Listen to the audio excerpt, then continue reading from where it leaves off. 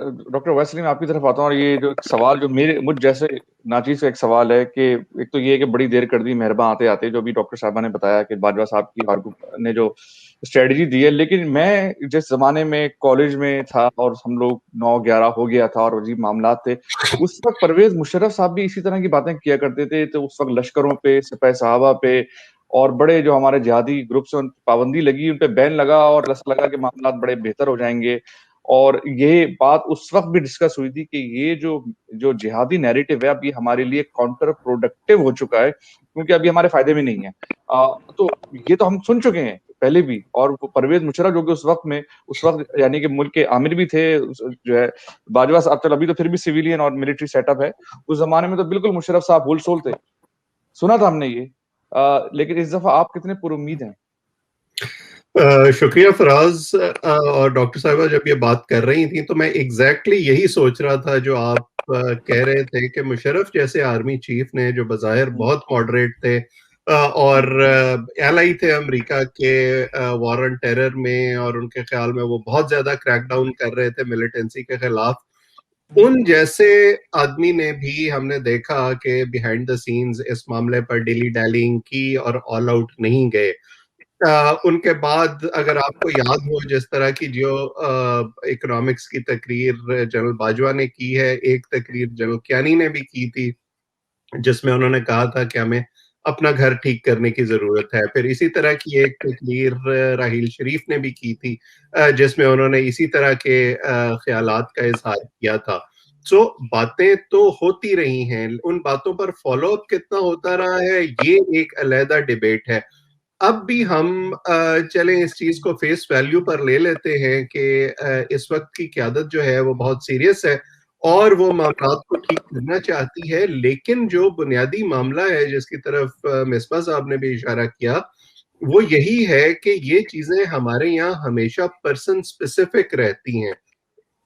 General Bajwa कब तक army chief रहेंगे, ये पॉलिसी कब तक जारी रहेगी, उनके बाद आने वाले आर्मी चीफ का इस हवाले से क्या नुक्ता नजर होगा।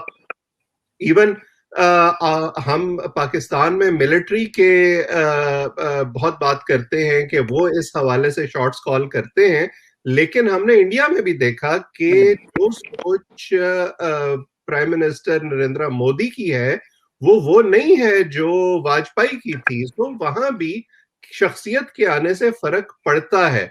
सो उम्मीद यही की जानी चाहिए। मेरा ख्याल है जैसे हम कॉशियस ऑप्टिमिज्म की बात करते हैं, जब भी हमने इस मसले को डिस्कस किया इस प्रोग्राम में, जो लोग इस प्रोसेस में इन्वॉल्व हैं इस वक्त, अगर आप खुद भी उनसे पूछें कि क्या उनको 100% यकीन है कि ये मामलात फ्यूचर में इसी तरह चलते रहेंगे, तो शायद वो भी कॉशियस ऑप्टिमिज्म का मुजाहरा करेंगे, क्योंकि कोई नहीं जानता कि आइंदा चलकर इस मामले का क्या शक्ल होगी, खित्ते के क्या डायनामिक्स होंगे। कल को कोई मामला ऐसा पाकिस्तान में हो जाए, कोई वाकया इंडिया में हो जाए जिसकी वजह से हमेशा ये मामलात जो है वो स्टॉल हो जाते हैं।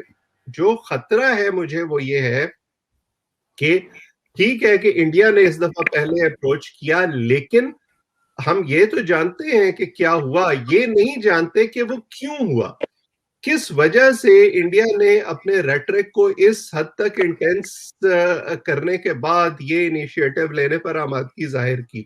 सो फॉर मी, मैं यही समझता हूँ, जो मैं बात में हमेशा कहता हूँ, कि चाहे वो पोजीशन ऑफ स्ट्रेंथ में हमारे साथ बात करते हैं, लेकिन उसके बावजूद जो ग्लोबल डायनामिक्स हैं, जो खित्ते में वो अपनी पोजीशन चाहते हैं, वो इन आइसोलेशन नहीं हो सकती। उसके लिए उन्हें बहरहाल दुनिया के साथ मिलकर चलना पड़ेगा और कहीं ना कहीं कोई गिव एंड टेक हो रहा होगा जिसमें खित्ते के डायनामिक्स डिस्कस हो रहे होंगे। अब जो सबसे बड़ी इस वक्त रियलिटी है इस खित्ते की, जिसकी तरफ आपने भी शुरू में इशारा किया, वो कोविड-19 है। हम हिस्टोरिकली हमेशा ये बात करते रहे हैं कि दोनों मुल्कों की हुकूमतें जो हैं वो गोला बारूद पर बहुत ज्यादा खर्च करती हैं, तालीम पर और सेहत पर और लोगों के मसाइल पर उतना खर्च नहीं कर पाती। लेकिन कभी दोनों मुल्कों की जो तारीख है 47 के बाद, उसमें कोई ऐसा वाकया नहीं आया जो लोगों से मुतल्लिक हो और दोनों मुल्कों पर एक ही तरह से एप्लीकेबल हो। कोविड-19 ने हमें वो आई ओपनर दिया है। हम देख रहे हैं कि दोनों मुल्क किस तरह से सफर कर रहे हैं। एक जी, मुल्क में ऑक्सीजन नहीं है, एक मुल्क में जी, बिल्कुल। वैक्सीन्स नहीं है। अब भारत ने इस्तेमाल किया है वैक्सीन्स को डिप्लोमेसी के लिए खित्ते में। पाकिस्तान अब अपने ह्यूमैनिटेरियन जेस्चर को जी, इस्तेमाल कर रहा है to reach out to India. तो मेरी उम्मीद ये है कि इस सारी जो लार्जर पिक्चर है, इसमें से कहीं ये भी इमर्ज हो कि हमें जो नेशनल सिक्योरिटी की डेफिनेशन है, जिस तरह से हम 70 साल में वो पढ़ते रहे हैं और दोहराते रहे हैं, उसको रीडिफाइन करने की जरूरत है। क्योंकि अगर आपके लोगों की मिजरी खत्म नहीं होगी, आपके लोगों के मसाइल खत्म नहीं होंगे, तो ये गोला बारूद आपके किसी काम नहीं आएगा। अगर इस किस्म की सोच लेकर दोनों मुल्कों की जो अशराफिया है, हुकूमतें हैं, फौज है, वो आगे बढ़े, तो शायद कोई ऐसा जी। मैं कहूंगा कि गिव एंड टेक हो सके, कोई वैसे ऐसी कंडीशनैलिटीज तय हो सके जो दूर रस हो।